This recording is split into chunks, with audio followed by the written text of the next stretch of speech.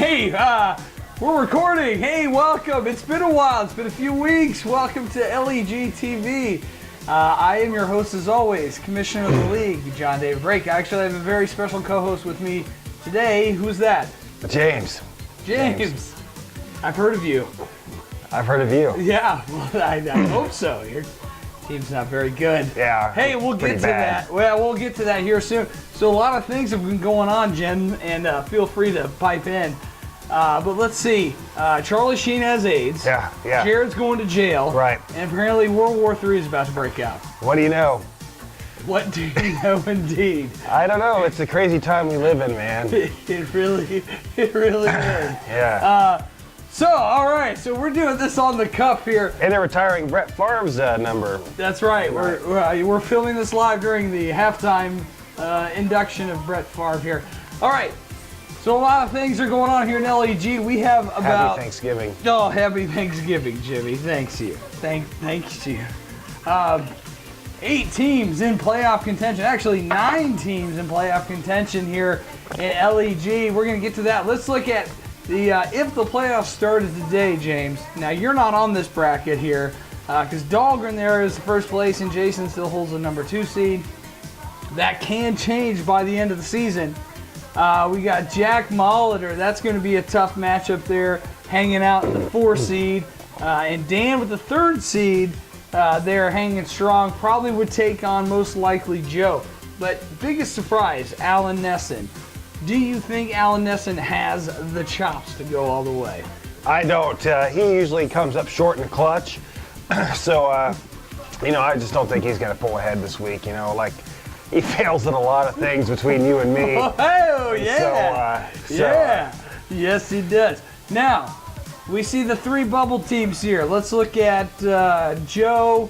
He's already in the playoffs right now. He's kind of safe. Mick is in the driver's seat. He's got the most points. Now, he's going to need a couple of people to lose for the next 2 weeks, so he's got the best chance to squeak in there. Myself, it's going to be a long shot. I need all the teams in front of me to lose, and I have to outscore them by about 300 points. And Abby really doesn't stand a chance in this because he's not even in it. He's in the lower bracket. Where you are. Yeah. You are, yes. So here's the deal, James. You are automatically qualifying for the Hoffa Bowl.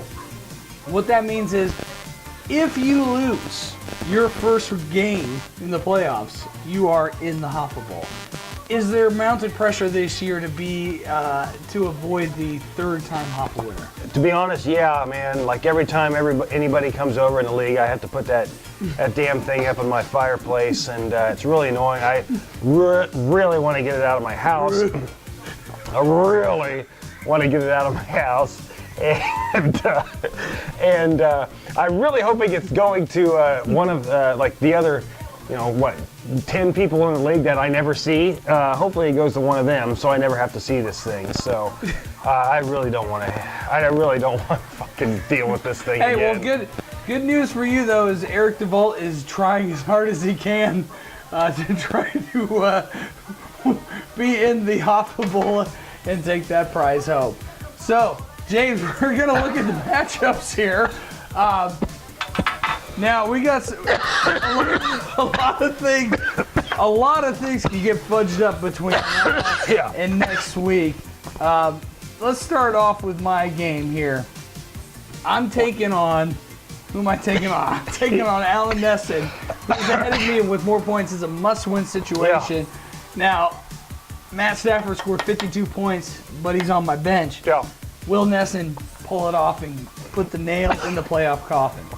Even if he did, even if he beat you, I have no doubt that he would or you would. I have no. It's right here. I have no doubt that you would probably manipulate the way the rules to make sure to make sure you win. Yep. Absolutely. Yeah. Yeah, okay. So you're gonna win. Long story short, I'm gonna win. That's a very, oops, sorry, microphone. All right, now let's go to Abalash. He is on the outside looking in. Very unlikely, even if he won 2 weeks in a row, that he'd make it in. He is taking on Pat O'Connor, who's also looking to take that Hoffa Award. Who wins this one? Hopefully, Hopefully, sorry. You Jimmy. okay? Yeah. I'm coming down with something. Oh, okay. Hopefully, Aubie. So that makes Pat a better contender for winning the Hoffa, and so he gets out of my house. I agree. Now, I don't know how that schedule gods allowed this, but John Dahlgren plays two of the worst teams in the next 2 weeks. This week he's taking on your Hoffa contender, Eric DeVault. Is this a bye week for Dahlgren, essentially? Yeah, it is. DeVault's gonna shit the bed, so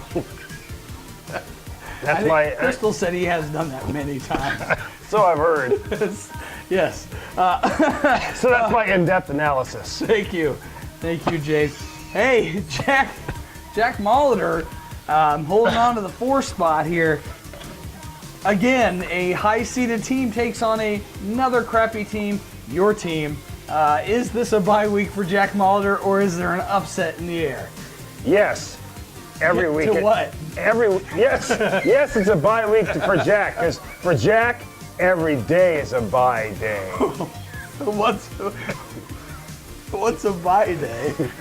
I don't know. Dude, the day where you're bye.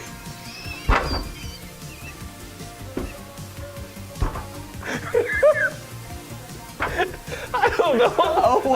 A bye day. Yeah. TGIB.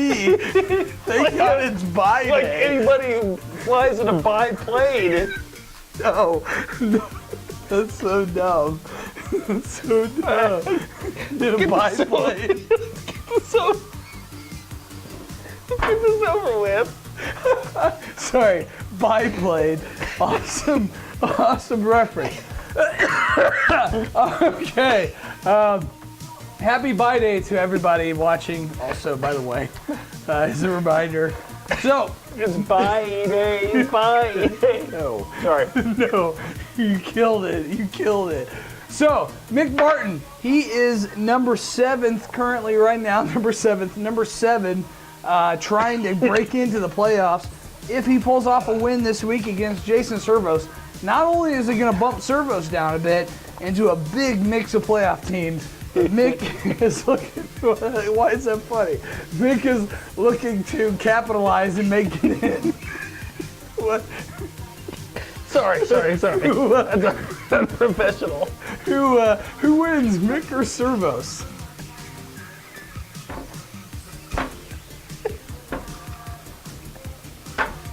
Servos.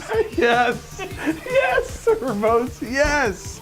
That actually helps me out. If he wins, yes, that would be great.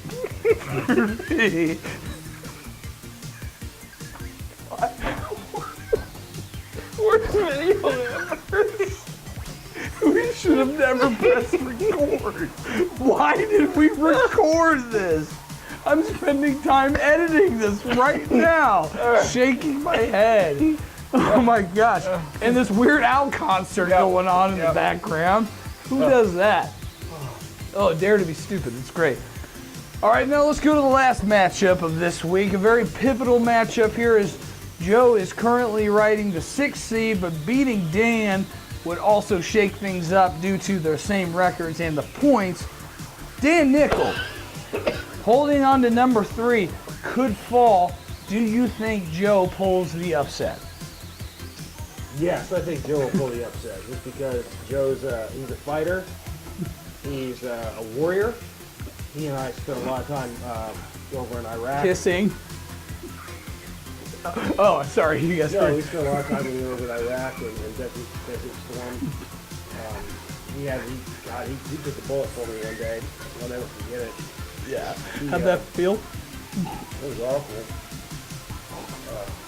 About 11:40. July 2nd, 1991. And so we came up on these guys. We thought they were just farmers, you know. And we were doing a random search, you know. Normal, like, we used to be throughout the day. And Joe, went to get down there and search the mine during the third day. And I found this one guy, and his daughter was playing, mother was playing, fine. And all of a sudden, fucking terrorist came out of nowhere and started shooting at us, and I couldn't fucking see what happened, and by the time I knew what was happening,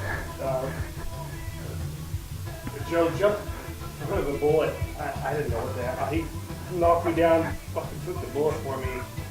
I will never forget that, and I will never I cannot thank him enough. So, it keeps me awake at night. It's tough. I'm here because of Joe, and so I think that's why he's gonna win. Hey, great story. See you next week. Happy Thanksgiving. That's good.